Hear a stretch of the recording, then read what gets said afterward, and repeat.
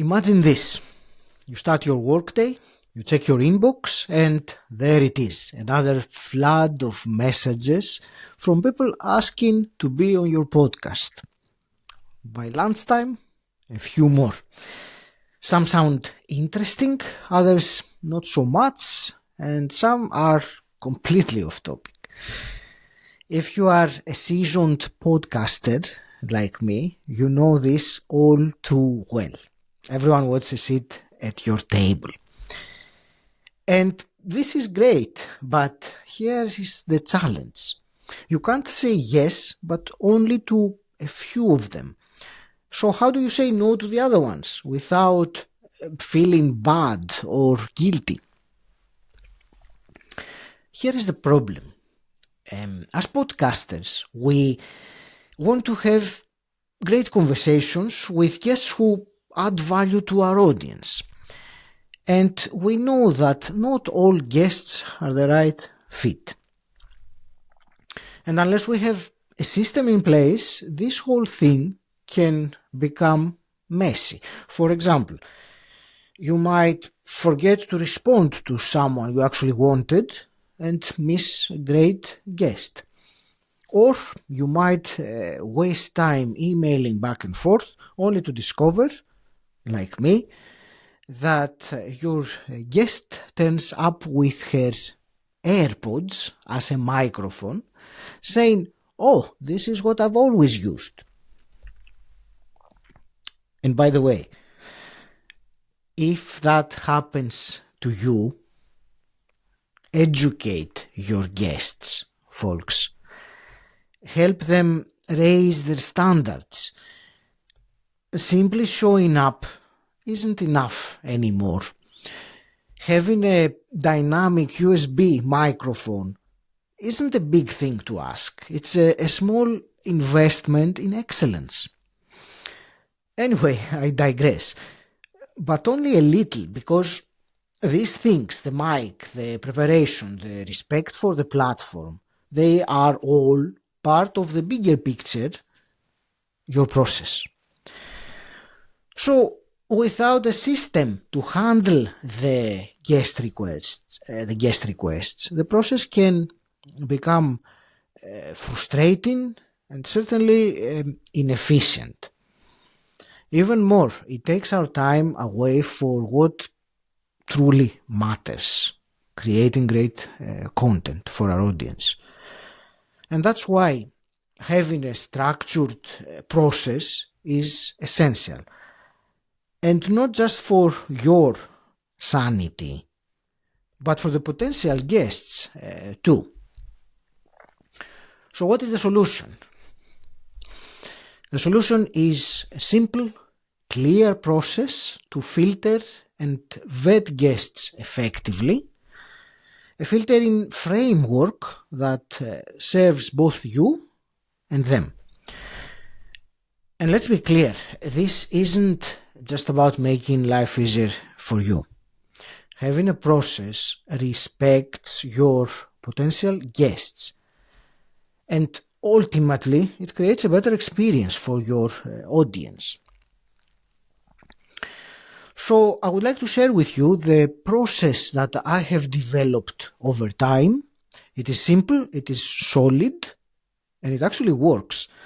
It filters out unqualified guests, it maintains professionalism, and ensures I only have meaningful conversations on my podcast.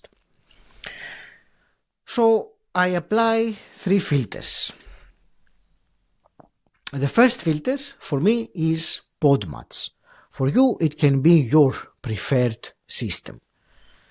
This first filter shows me if someone is serious, if someone wants to come to my podcast rather than go to podcasts.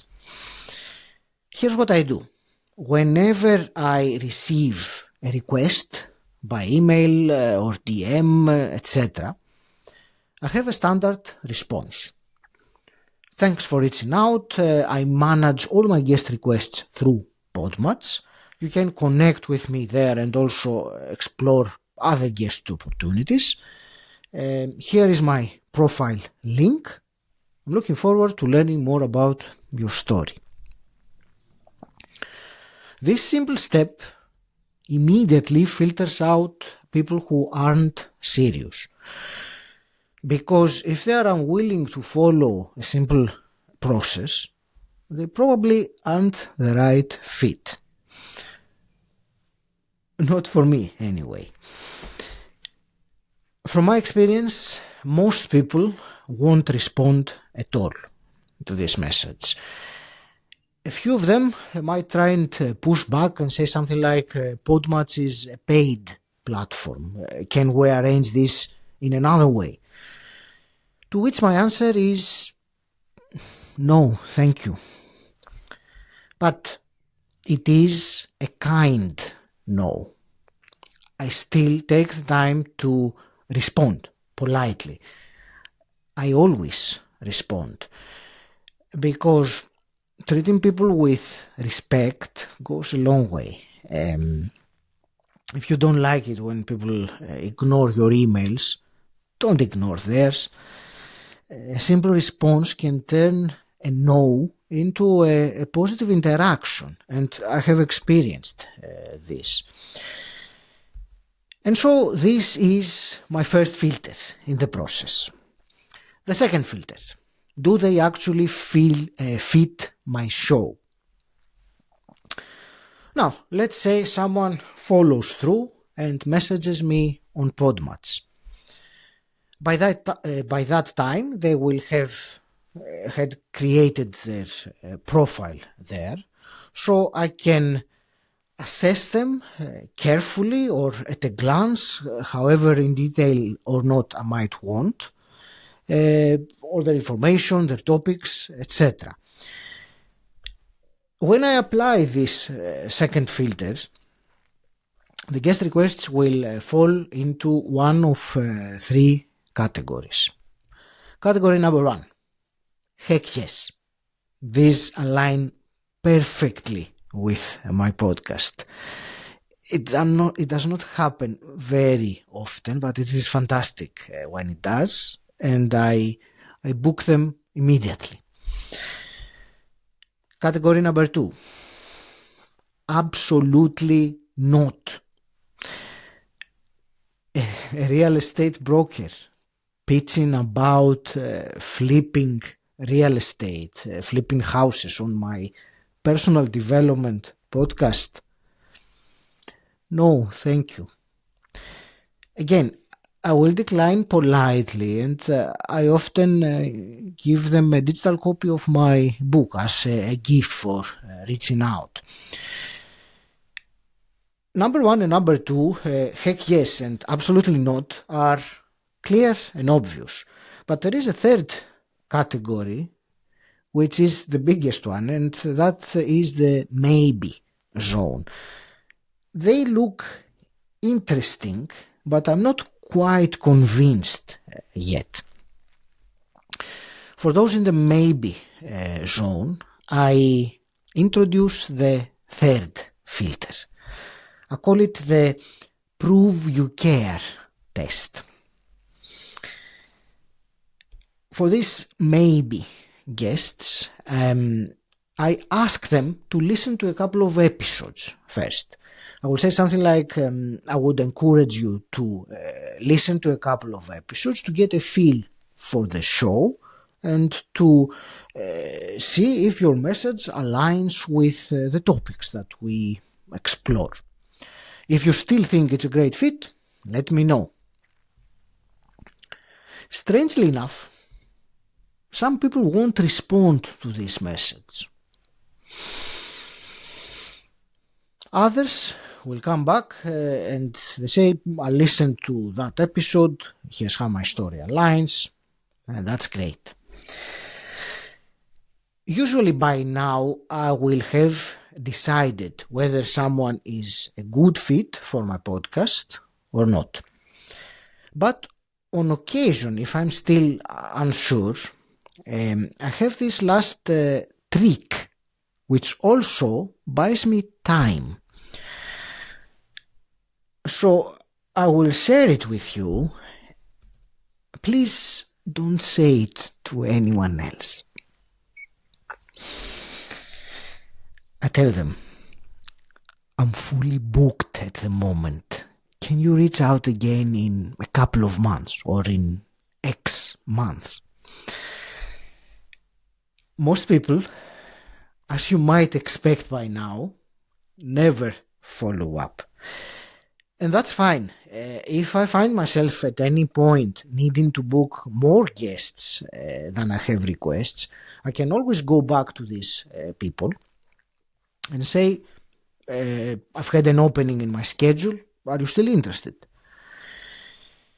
Actually, some people will come back after some time, and that for me shows commitment and a person certainly worth considering. There is one final factor. Even after all these filters, for me, a crucial piece, and I alluded to that earlier, is audio quality. This is a pet peeve of mine. Having interviewed over 300 guests, I have learned by painful experience that bad audio ruins good conversations. And that's why I make it crystal clear in my communication that an external microphone is required. I even have a question in my booking form. Which microphone are you currently using? A few years ago, I wouldn't have enforced this.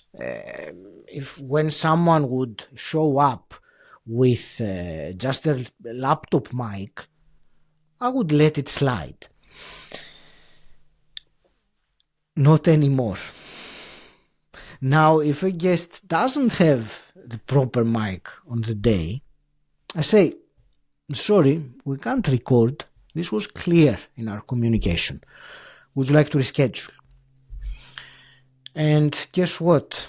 I once had a guest who, when they realized that I wouldn't budge, suddenly found a microphone and connected it. Because when you set clear boundaries, people take you more seriously. Why does this all matter? As you have seen by now, having a process isn't just about saving time. It is about protecting your podcast, ensuring that every guest you bring on adds value to your listeners. It is also about setting the scene. When you lead with clarity, with professionalism, with politeness, people respect you more. And I think it's also time now to address the elephant in the room. Feeling guilty. Listen, rejecting someone as your podcast guest doesn't mean you are rejecting them as a person. It means that you are making the best decision for your audience. And the more you practice saying no with confidence and with kindness, the easier it becomes. Here is my final thought. I was reading a report recently, and it said that there are 100,000 podcasts seeking guests, while 4.4 million guests are looking for podcasts to be on. That's 44 guests for every podcast. Just think about that. You don't need to say yes to everyone. You shouldn't say yes to everyone. Instead, you need a system, a process that ensures that your every guest that you bring on adds value to your audience. A process that allows you to decline gracefully. And guess what? You have to be okay with saying no. Because saying no isn't rejection. It's leadership. It's setting a standard. And if you remember just one thing from this talk, let it be this. It's your podcast, your rules. Saying no is an act of leadership, not rejection. Thank you.